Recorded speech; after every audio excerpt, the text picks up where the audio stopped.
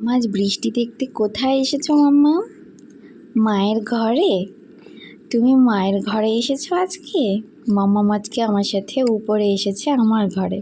এখান থেকে মাম্মাম বৃষ্টি দেখছে।